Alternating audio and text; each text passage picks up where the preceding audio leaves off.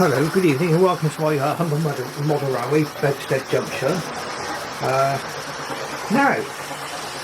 I've not been on my railway out for a little while, and there's a reason for that, and that's that a little while ago, for one thing, I spent one Sunday on the East Somerset Railway. No, it's Bank Holiday Monday, forgive me, Bank Holiday Monday, May Bank Holiday, and I produced a video for you all on there, which I'm glad to say was seemed quite popular.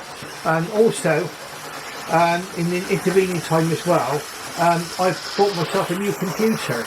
Now, you may ask yourself, what has that got to do with modern railways? But it's important for my channel because it's going to help my content creation. I must admit, my old computer, when I built myself, I'm actually quite proud of it in many ways, but it was reaching a stage where it was over 10 years old and it was beginning to struggle. And when I was editing, using the editing software, I was beginning to get a few crashes and things like that, and it was getting a longer and longer process. And the new computer, really, in a nutshell, is going to enable me to be able to produce videos in a far more speedy, far more rapidly, let's say. So it's going to take, I'll be less time on the computer trying to produce videos, and that way I can spend more time with the railway. Now, I've got to be honest with you, I mean, tonight's going to be a little bit random. I've got everything out on a fairly random basis, and the locomotive you can see going around at the moment is a Mainline Warship Highflyer. This will be certainly from at least from 1984 or before, because that's when Mainline stopped producing railway locomotives, and in fact the company was given up by Palitoy, the parent company, and that's from that we eventually had the replica railways, and we had the Batman that we know today. But this is the Mainline version going around now. When I bought this particular one, it needed a lot of repairs to it. It was making some really loud clonking noises as it was going along, and that turned out to be one of the gears that was on one of the axles. It split. You can buy replacement for those, so if you have got a Mainline locomotive, don't despair, you can buy replacement cogs.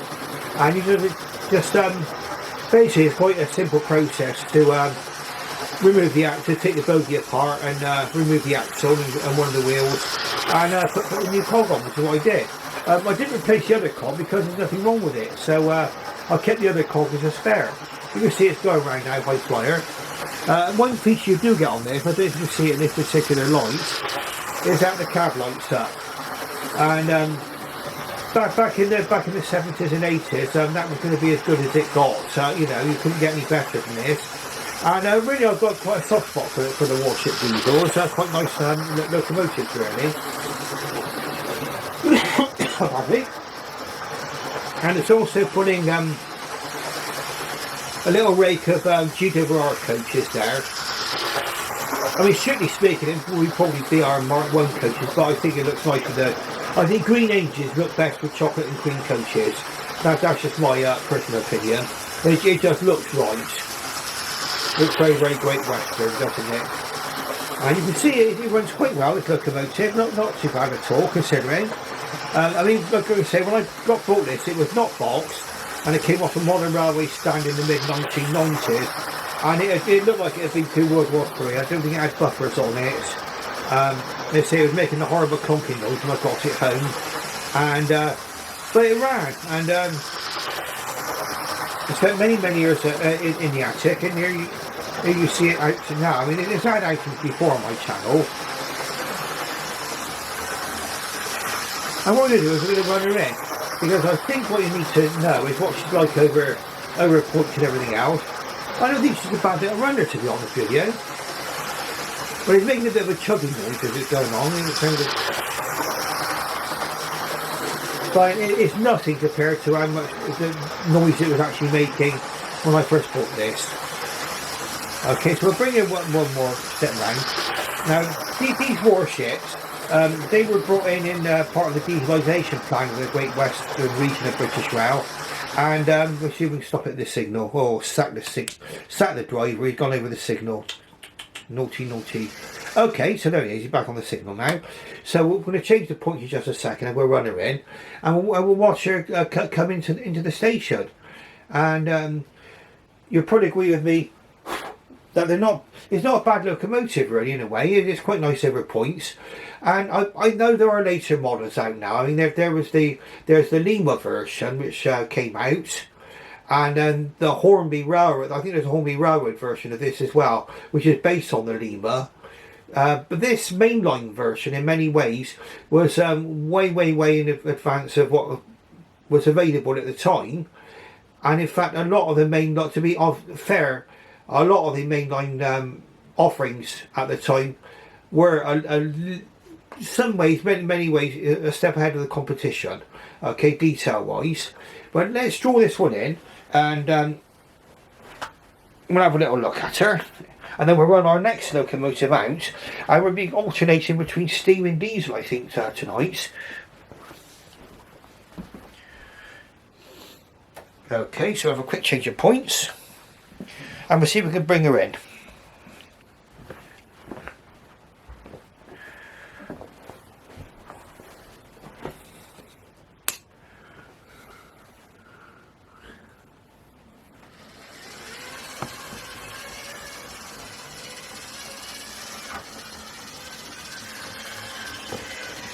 I would have pointed like too much difficulty.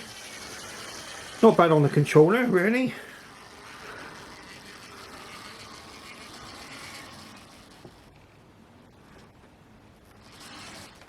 Okay, I can forgive it that. Okay, perfect. So it needs a little bit of a tweak at the end of the track. But remember, my track isn't the best. It's going to be put away. As I've often said, this is all going to be taken apart tonight. It's going to go away into its box, and I need to worry about any sort of connectivity problems when I actually put the railway back up again. There we are. That's the mainline version of Highflyer. One thing I didn't spot when I bought this locomotive was that there should be steps on both doors there, but those steps have been broken off there. But I don't think it detracts from the model too much. The LNER version, and I don't think the Hornby Railroad version, have got steps there. Okay, so nice little locomotive really. We're going to have a change of points, and the next locomotive we're about to see is an LNER one. So we're going from sort of western region of British Rail to the London North Eastern Railway, or would it have been the northeastern version region of British Rail? Anyway, here we go, and this is in fact in British Rail livery, this locomotive.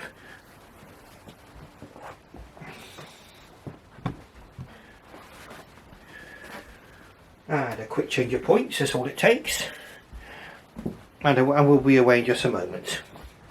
Now, this is a locomotive I featured in one of my videos. Quite a few people saw this one. It appeared to be popular again, where I clean the wheels on this particular locomotive. So there's a few tips on there about how I go about cleaning my locomotive wheels, and even though it was running quite well, I think it has benefited from the procedure. And we'll just put her into reverse, and we'll watch her leaving the station now. So we're looking at Cattistock, which is the one just beyond the warship there. So let's see her come out. Very promising, yeah, very nice.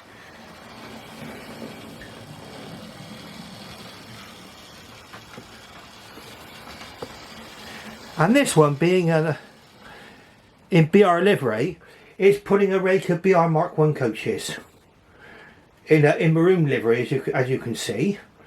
And we'll just get underway, and we'll talk a little bit about the Hunt Class, as they were called.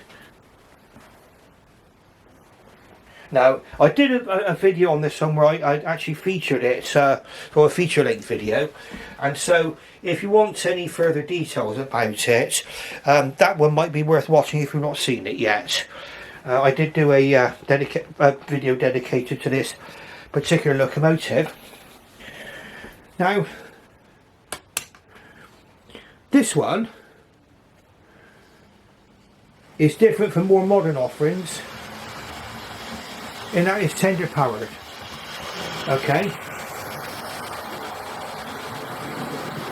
As you see, it runs very, very well. Now, one of my viewers actually pointed out that he could see a slight wobble on my locomotive as it's going down the track, and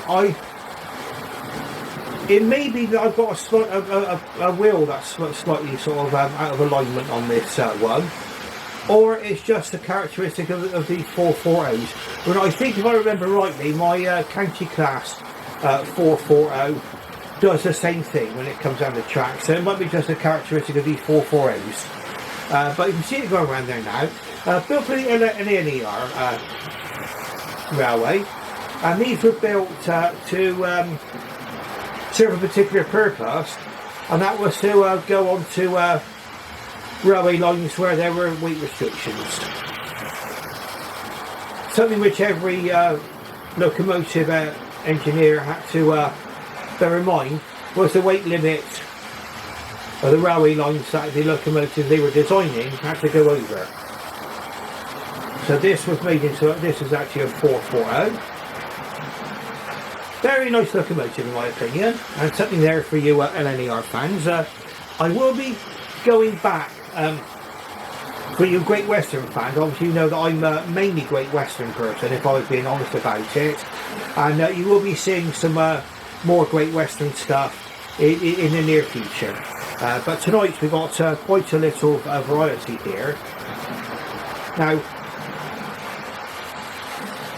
I am able now to actually edit and produce my videos a lot more speedily than I was able to before, so I'll be able to hopefully do a little bit more of a polished production for people, and this will give me more time to work on the railway itself, because by the time I film my videos, and then it would take me a very long time to edit them on the old computer.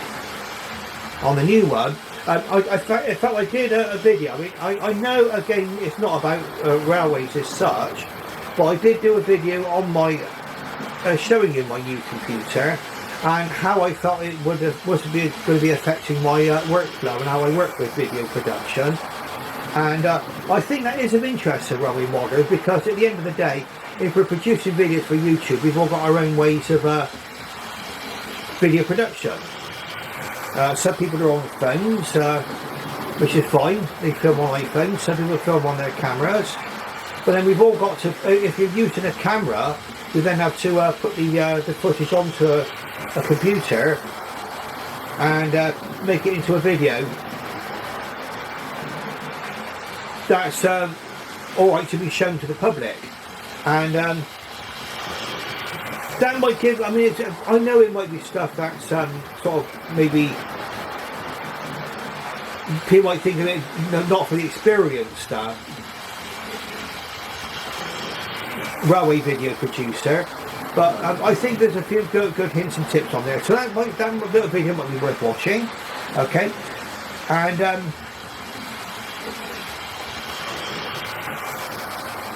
now this was a very nice runner. It's one of the older models. I mean, it's part of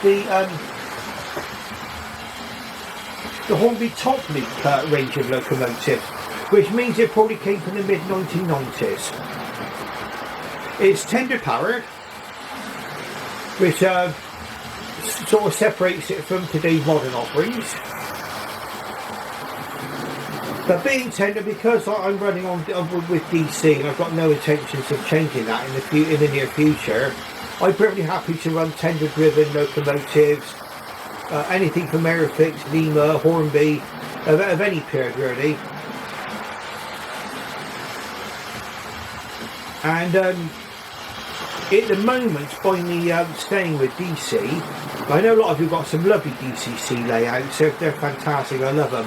I love watching them, but for me at the moment, I've put so much into sort of non-DCC locomotives that the cost of conversion might be quite prohibitive now, and the time taken. So there we are. It's a nice little tender powered locomotive going around there now.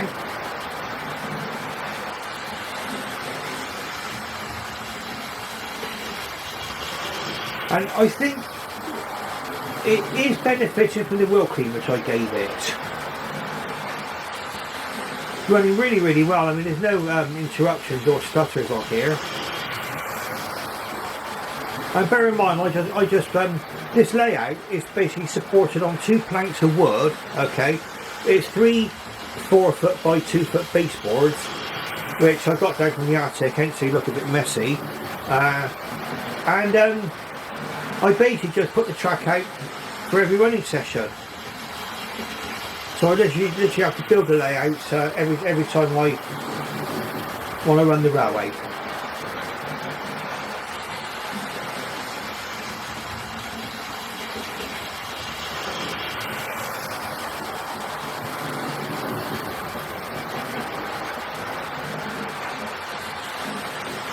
Now, Cattistock or Cattistock, I don't know how it's pronounced, but it's in Dorset, okay, and it's the place that this hunt was actually named after. That's why it is a hunt class. It's called the Cattistock Hunt.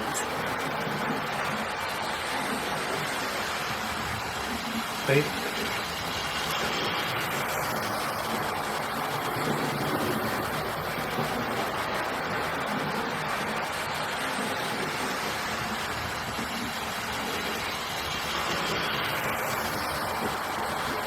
And well, I know hunting is a bit of a very controversial subject, very emotive subject for many people. Many people, some people have probably got big opinions on it on either side of the argument. But you have to remember that this locomotive was produced in different times. Okay, completely different times.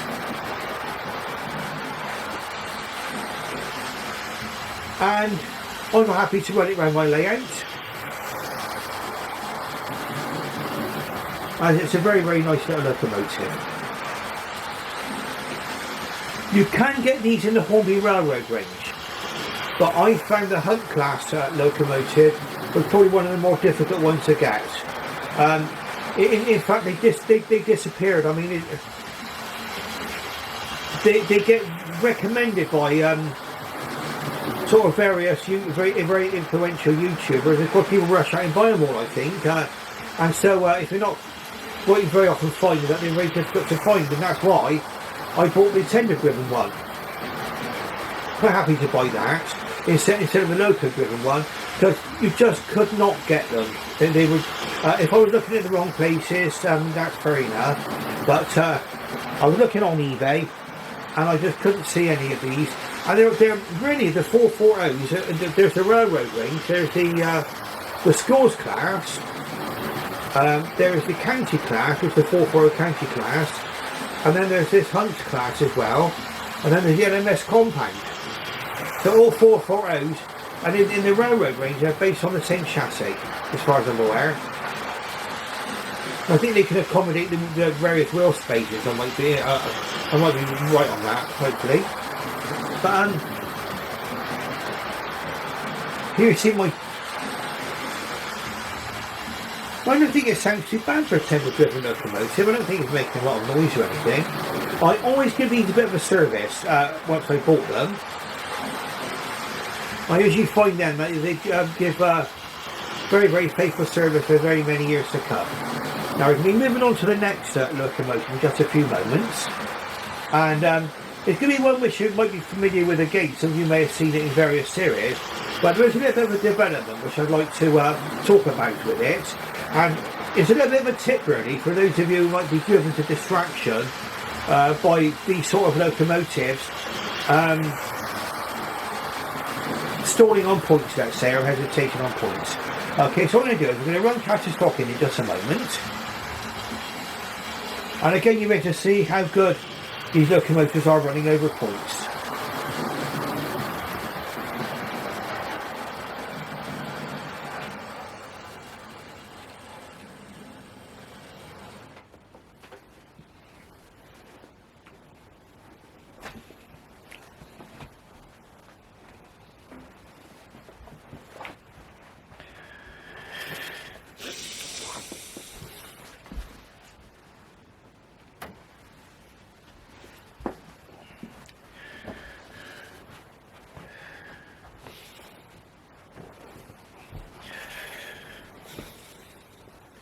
Right, so in we come now.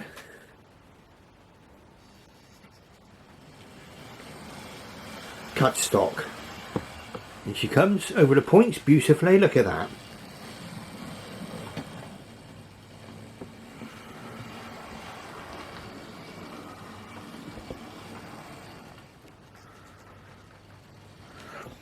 Absolutely magnificent, I think.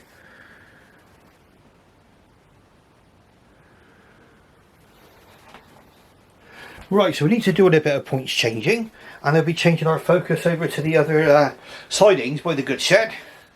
I'm going to see our little friend over there in the corner. We've got two little friends over there actually.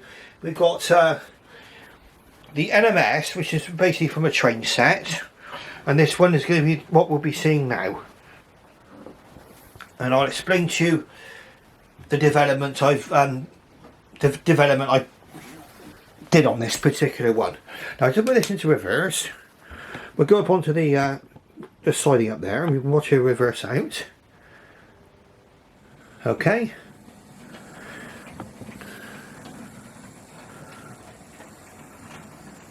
Right, did you see it stall? No. Okay, it's not stalling now. And we'll bring it forward, and I'll tell you what I did to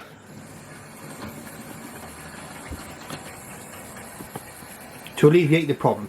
Now this particular locomotive, this is one which if you saw my previous videos, you'll know this one was kept in a leaky shed for many years at my sister's house, and it was soaking wet when I received it, but it still ran, but very erratically. It was running very jerkily, and I managed to cure that. It was basically the coupling rods were getting a bit of a twist, but anyway, I dealt with that now. But it was stalling on points, and I couldn't work out why. I know it's a 440, and you don't expect to get, you know, or a lot of people wouldn't expect it to give tip-top performance, but it does now. And what it was, it's something worth looking out for. One of the front wheels were actually lifting off the track as it was going over points, and what it was that it required a little bit of weight. So what I've done is I put some weights inside the actual boiler. Some weights inside the boiler. You can buy car balancing weights, stick-on ones, and I put a couple of those in. Now it got a little bit better, but it still wasn't exactly right. So I thought, well, there's got to be a reason for one of the wheels to be lifting off the track. It's not just a problem with the weight of the locomotive. And what it is, you can actually cure the problem, right? Or on this one, I cured it on this one, just by simply undoing the screw there, the body on, just ever so slightly. Undone it. It's not undone all the way. It's undone enough to take the tension off the body. And I think what's been happening on this one is that when you tighten it, if you tighten up the screw too tight, it must have been twisting the chassis slightly. Because now, the problem of the wheel being lifted off the track and the stalling on points has totally gone away. You can see it going around there now.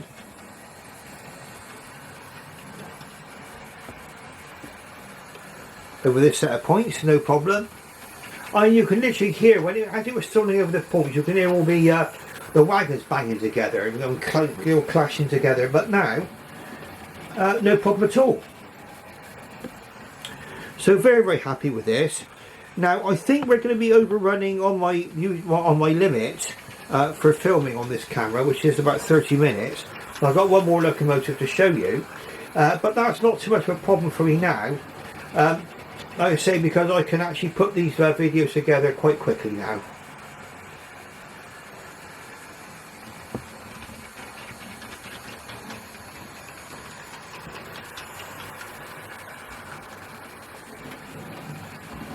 Okay, so that's our lovely little LMS. I mean, these locomotives, I mean, they come in train sets. I mean, you can still find basically the same locomotive is still being produced by Hornby in some of their train sets. I think it's identical to the one that's in the Coca-Cola train set and in the Christmas train set. These little 4-throws are quite nice locomotives once you get them, you know, working right. So this was running around beautifully now. Again, it's had a good clean up, and it's had a lot of tender loving care to bring it running like this. I'm very, very pleased with it now. And okay, it's a cheap train set locomotive, but for me personally, I've got everything running from locomotives like this right way through to the full fat king class locomotives and things like that. And I'm happy to run this, quite perfectly happy to run this along with all the other locomotives. I think they've all got a value for me, and anybody watching this, I mean, it's a fantastic way to begin your modern railway journey. You can buy these in a fairly inexpensive train set even today, I mean relatively inexpensive.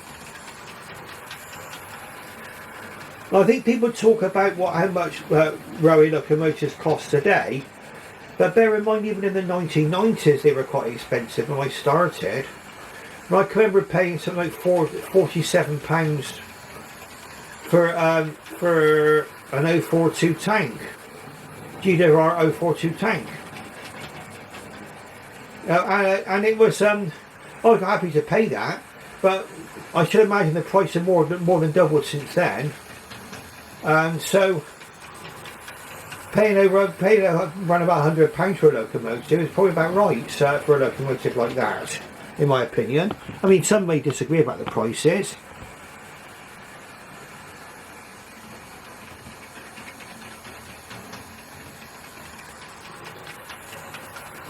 I can watch this little train go around all night, to be honest with you. I'll be quite happy just for this one. I love all the others too. Now the last locomotive we're running on to in just a moment, we'll probably be running out of available shooting time on the camera, because it stopped filming after about 30 minutes, and then we'll probably give about 5 or 10 minutes for the last locomotive. So what we're going to do is we're going to run this one in now.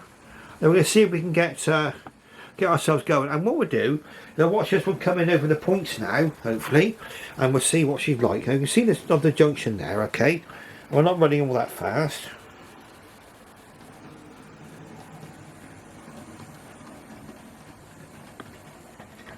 Okay, that's absolutely perfect, okay? Really pleased with that. And it's all that was caught in that was that one of the wheels was lifted off the track. Okay, so I don't remember that song called, you know, 3 Wheels on My Wagon, and that sort of reminded me of that really in a way. Okay, so that's that one there now. So what we got is our last locomotive, last but not least. And I did a video on this particular one. But I think it's nice to get this one out just for the finale. And again, it's talking about 040s and running them on your layouts. Okay. Are they good on points? We just saw that one going over points, okay? And then we'll just try this one now and just see how we get on. Here she goes. Now we might have a bit of a problem here. Who said we have a problem? Probably down to the condition of my track. So we'll get ourselves going in just a moment. This is all the perils of live video, of course. Yeah, it's probably just my the fish plates need replacing on the far end of this track, but we'll get this one going now.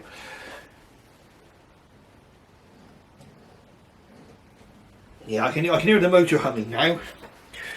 Give her a bit of help with finger. I don't suppose it's a good advertisement that, but I assure you that's my track rather than the locomotive, okay? Again, we're still not going. So let's see about the track. We must have a track problem up here. Aha! There we go. And as you see, probably came out a bit fast there. All live stuff, of course, and it's going to be warts. Right, okay, we're back again. Now we just ran out of recording time on this camera, but we're back again shooting again. So we'll just see how we get on now with this one.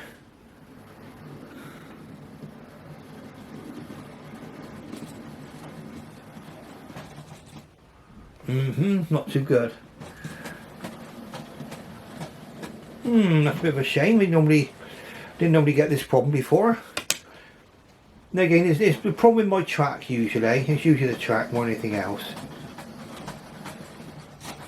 No, it's stalling on points, this particular one. Yeah, this little 040 is stalling on points. So we'll have to look into why that's happening. I mean, maybe I've got a 3-wheel wagon problem with this one. I don't know. It certainly wasn't doing it before. Here we go.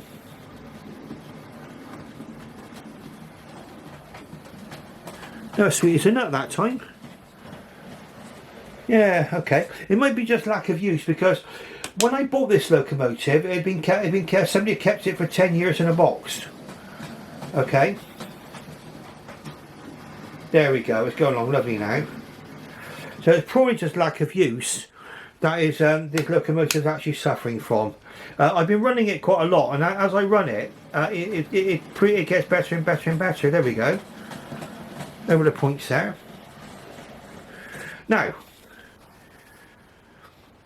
I've been assured by someone, a true Devonian, that the name of this locomotive and the place is named after is actually pronounced Cattewater rather than Cattewater. It's got an E in the middle, but Cattewater, it looks like it's spelled like, but he assures me it's pronounced Cattewater.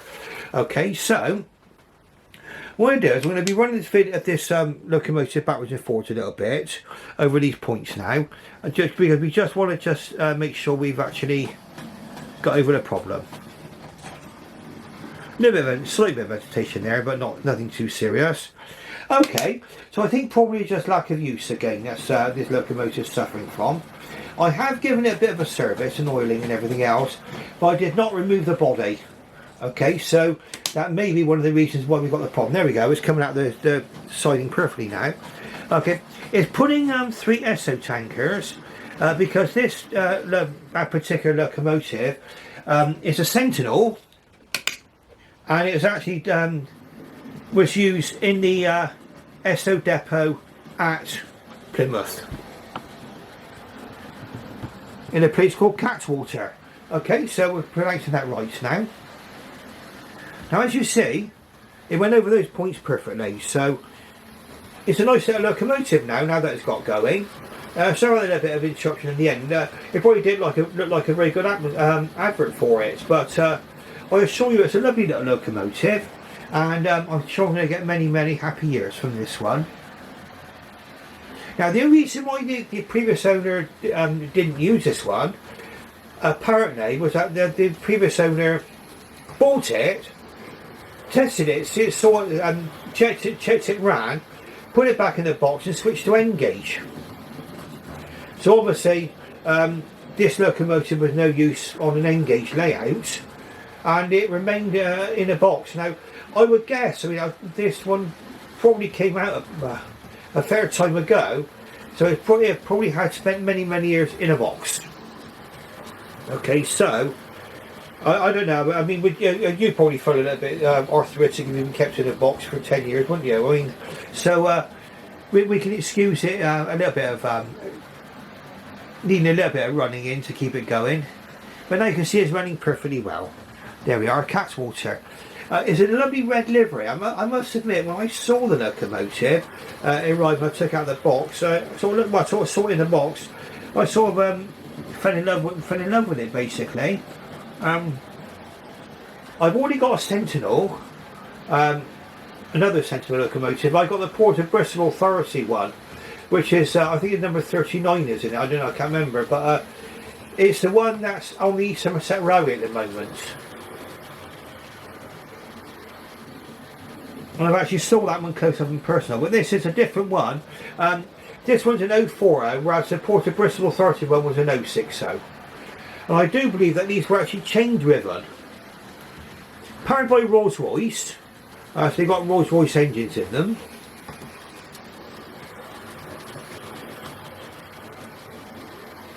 Well, as you see, we're running quite well now, right around the track.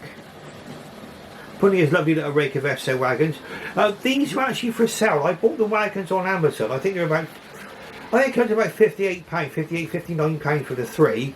All brand new box, of course, from Amazon. and I think I picked up this locomotive for £50. Now, the only other one I saw for sale on eBay at the time was going for £75. So I thank the previous owner for selling this to me for the price it was sold for. I think I got myself quite a nice little bargain here. They might have only cost £50 when they first came out, but the price of second-hand locomotives have gone up, as we've all probably noticed. Probably a symptom of the pandemic and everything else. Now, what we'll do is we'll be watching Cattewater now, going over the points now, and then we'll just see if Cattewater is actually behaving itself now, because obviously we had a few running problems to start with. We needed sort of the helping hand from the sky. A little bit of hesitation there, but it could be just where it's cashing on the points. Perfect. I got happy with that. Quite nice, lovely. So I've got something to show you, which I bought. Now, because I've got the two Sentinel locomotives, I can remember seeing films of, and I'm heavy remembering my lifetime because I'm now 64, seeing these actually in action somewhere or another. Maybe in a steam ferry, maybe, I don't know. But we got a Sentinel lorry, okay, and it's all there in the box, okay.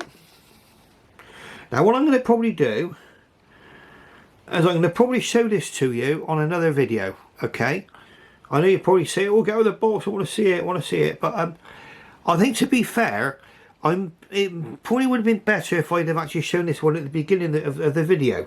So what we'll probably do is we'll probably, on the next video, we'll do a different variety of trains, and we'll probably run the Port of Bristol Authority 060 around the layout, okay, and with some different locomotives as well, because I want to keep the variety up for you and maintain the interest. I hope you found this video interesting to watch. Nice little variety I think we've had running tonight. Now this is Cattewater running perfectly, look, pulling up the station pretty well. Sorry about the background noise there, but you see it's running lovely now. Slight hesitation there on that point. Might have to see if the wheels need cleaning properly again. Give it another clean. Let's run around. But as you see, it's got no problems actually going over the normal points on the main line. We'll just watch it come around by the signal box there. That's a point there coming off a curve. Very, very nice. Now, if you like what you see, please give me the thumbs up. That does mean a lot to me. And if you've never subscribed before, please subscribe to my channel if you want to see more videos. Now, because I know I'm going on about the computer a little bit, but it has taken up quite a lot of my time getting it all set up properly to my liking and everything else. But now it's going to enable me to be freer to make more videos, and not only that, but still start doing some work on this layout. Now I know it's only a 6 foot by 4 foot layout, and it comes out on my bed every time I do a running session, but we're going to keep it like this, bedstead junction, okay, because I'm quite happy with it. It's a 6 foot by 4 foot layout. I mean, shouts out to I think it's Mark Hemwell Down. He's got a lovely railway he's building in his attic at the moment. I don't fancy going up in the attic at the moment to build a railway, personally for me, but he's in the progress of building a layout which I think is going to be fantastic. So that's worth looking out for. And also Stuart's got a lovely railway, the St Mary Church Railway. That's also worth looking at if you've not seen his channel before. And there are people who've got layouts which are sort of, well, one that's far in advance of mine, and another one is probably going to be far more in advance of mine. This is probably about as much as you can get on a 6 foot by 4 foot layout, is what I've got here. And this is, I promise you, all the available space I have to run this railway at the moment. Might take a little bit of changes in the house, okay.